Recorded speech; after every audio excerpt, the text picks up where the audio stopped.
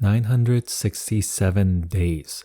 That's how long I've been investing with M1 Finance and how long it took me to reach this incredible milestone of over $10,000 in stock gains.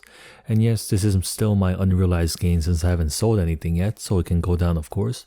But to end April with an extra $10,000 without having to put in an extra shift or work a part-time job is just an awesome feeling.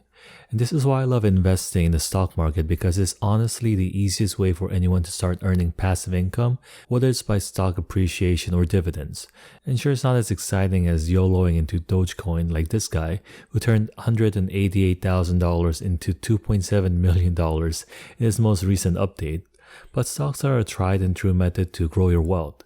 And just to be clear, I'm not hating on crypto, and no, it's not because I'm jealous and upset because I sold out of my Dogecoin last January and missed out on a 28,000% gain. And I'm not as jaded as Charlie Munger, who calls Bitcoin disgusting and contrary to the interests of society.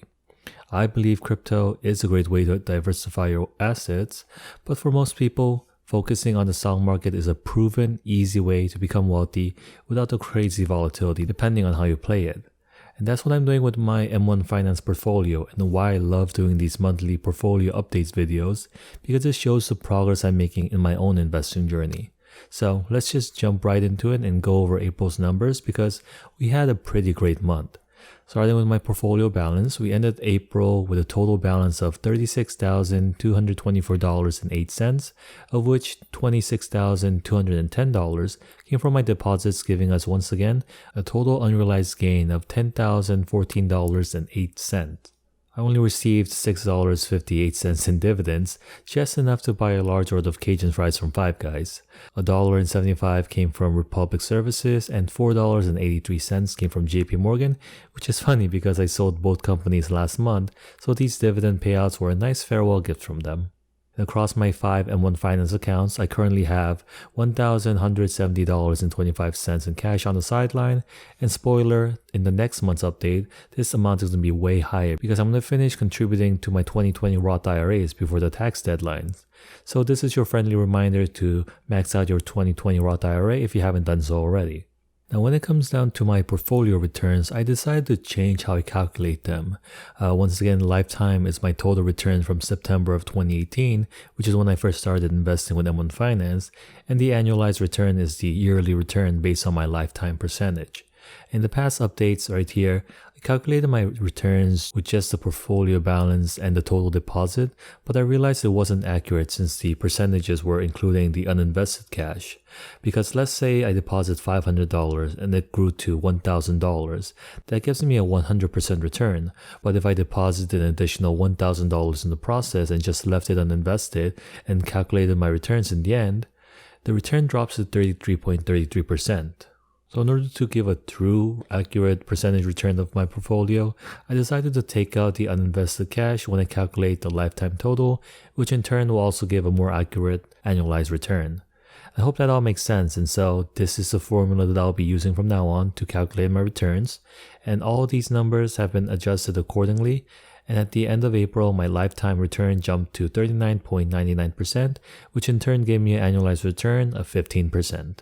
And seeing how VOO, which is the S&P 500 ETF Warren Buffett champions, is currently up 45.19% in the same period, maybe I should just listen to him and just buy a S&P 500 index fund. But you know me, I'm just stubborn as ever, so we're going to keep at it and we'll see who wins by the end of the year, 5 years, 10 years, or when I'm turned 60 years old. And in addition to changing up my portfolio returns calculation, I also decided to change this column that shows how much of my portfolio balance will grow as is, without any new deposit by the time I turn 60 years old. Because I originally used my portfolio balance compounded at the average market return of 10%, but once again, this wasn't an accurate projection, so surprise, surprise, I changed up this calculation as well. And this is the compound interest calculator that I use, and now I'm taking the portfolio balance minus the uninvested cash to put here in step 1, and I'm not contributing anything else once again, so monthly contribution is 0, and we're letting it grow 31 extra years since I'm currently 29 years old. I'm no longer using the generic 10% for the estimated interest rate section, and instead we'll use the annualized return I calculate every month. And will I be able to get 15% return every year for 31 years? I mean, yes, no, maybe, but let's not really think too much about that. So, if we take the new calculation and we put all the April numbers in, my current invested balance of $35,053.83 is going to grow into $2,669,122.63. And that is a big number. And these are the updated portfolio balance for the previous months using the new calculation that I talked about. So you see, it's pretty easy to become a millionaire. You just have to invest early, invest frequently, or just let it ride and get an annualized return of 15% for 30 plus years. And finally, let's finish it off with some YouTube statistics. I'm still not monetized yet, but we're getting closer. So nothing here. And welcome to all the new subscribers who joined me in April who helped bring my total subscriber count to 699 at the end of the month.